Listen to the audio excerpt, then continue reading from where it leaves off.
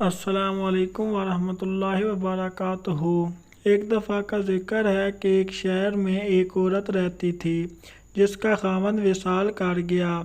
اس کے خاوند کے ورثاء میں صرف 3 درہم تھے۔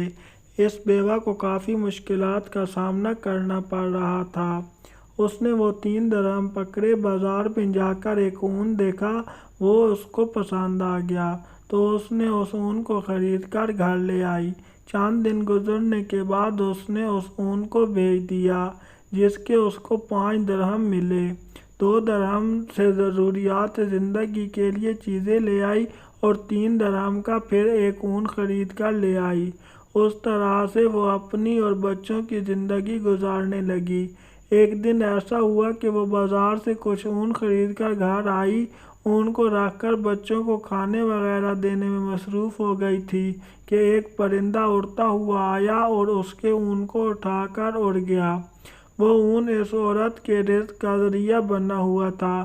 وہ بہت زیادہ پریشان ہو گئی اور کہنے لگی کہ اے اللہ نے میرا رزق کا یہ ذریعہ بھی ختم کر دیا ہے۔ اب میں کیا کروں گی اور کیسے اپنے بچوں کا پیٹ پالوں گی؟ وہ سیدھی حضرت داؤد طائی رحمۃ اللہ علیہ کے پاس تشریف لے گئی، ان کو اپنا سارا قصہ سنایا۔ حضرت داؤد طائی رحمۃ اللہ علیہ اس عورت کی کہانی کو سن کر ابھی حیران ہو رہے تھے کہ دروازے پر کسی نے دستک دی۔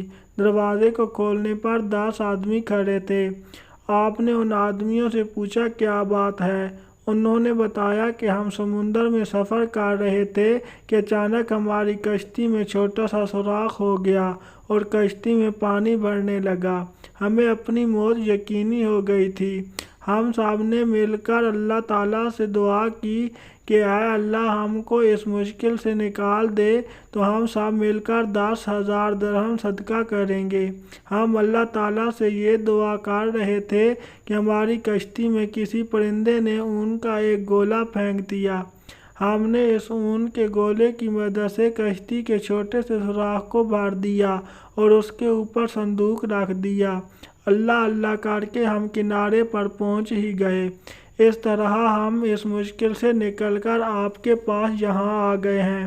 یہاں پہنچتے ہی ہم نے کسی بزرگ کی تلاش شروع کر دی تاکہ ان کے ذریعے سے ہم اپنا صدقہ کسی مستحق کو پہنچا سکیں۔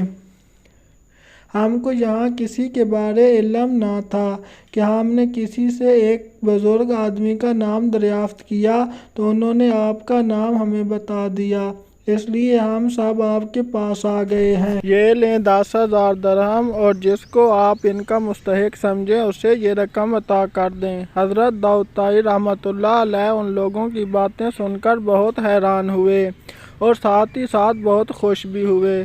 حضرت داؤد طائی رحمۃ اللہ علیہ نے 10,000 درہم پکڑے اور پاس ہی بیٹھی اس عورت کو دے دیے اور اس سے کہنے لگے کہ دیکھو اب بتاؤ ہمارا رب رحم دل ہے یا ظالم ہے؟ بیوہ خاتون آپ کے چہرے کی طرف دیکھتی رہی اور رو رو کر اپنے رب کا شکر ادا کرنے لگی۔ حضرت داؤد طائی رحمۃ اللہ علیہ اپنے وقت کے ولی اللہ اور خدا ترس انسان گزرے ہیں۔ آپ کو آپ کی رحم دلی کی وجہ سے لوگ یاد کرتے ہیں۔ 20 سال تک آپ امام اعظم رحمۃ اللہ علیہ کی خدمت میں علم سے فیض یاب ہوتے رہے۔ آپ امام صاحب کے سب شاگردوں میں سے بڑا درجہ حاصل کرنے والے آدمی تھے۔ جب حضرت امام محمد رحمۃ اللہ علیہ اور حضرت امام یوسف رحمۃ اللہ علیہ کا کسی مسئلہ کو لے کر اختلاف پیدا ہو جاتا تھا تو آپ سے اس مسئلے کا حل دریافت کر لیا جاتا تھا۔ آپ کا شجرہ نسب حاتم طائی سے جا ملتا ہے۔ آپ 21 صفر 47 ہجری کو ملک شام میں پیدا ہوئے۔ آپ نے زیادہ زندگی کوفہ میں بسر کی۔ پھر آپ خواجہ حبیب رائی کے پاس آئے، یہاں ان کے ہاتھ پر بیعت کر لی۔ یاد رہے کہ حضرت حبیب رائی حضرت حسن بصری رحمۃ اللہ علیہ کے مرید تھے۔ ایک دفعہ کا ذکر ہے کہ ایک آدمی آپ کی خدمت میں ظاہر ہوا اور کہنے لگا کہ آپ کی چھت کا ایک چتیر ٹوٹ گیا ہے۔ آپ نے کہا اے میرے پیارے، میں نے 20 سال سے اپنی چھت کی طرف نظر نہیں ماری۔ جب آپ کے والد کا وصال ہوا تو 80 درہم اور ایک مکان ورثہ میں ملا تھا۔ وہ درہم ساری عمر تک آپ سے ختم نہیں ہونے پائے تھے۔ آپ اس دوسرے میں بیٹھ جایا کرتے تھے۔ جب وہ بھی گر گیا تو تیسرے درجہ میں بیٹھ کر زندگی بسر کرنے لگ گئے۔ ایک مرتبہ آپ کی نوکرانی نے کہا کہ آپ کے لیے گوشت کا اچھا سالن بنا لوں۔ حضرت داؤد طائی رحمۃ اللہ علیہ نے جواب دیا، جی تو میرا بھی یہی کرتا ہے۔ اس نوکرانی نے بہت مزیدار گوشت تیار کر کے آپ کے سامنے پیش کیا تو آپ فرمانے لگے کہ فلاں آدمی کے بچے کہاں ہیں؟ نوکرانی نے جواب دیا، اے آقا یہاں پر ہی ہیں۔ تو آپ نے فرمایا، یہ گوشت ان بچوں کو دے دو۔ نوکرانی نے کہا کہ آپ بھی اس گوشت سے کچھ کھا لیں۔ تو آپ نے فرمایا کہ یہ گوشت کھا کر بھی گندگی بن کر کوڑے میں ہی جانا ہے۔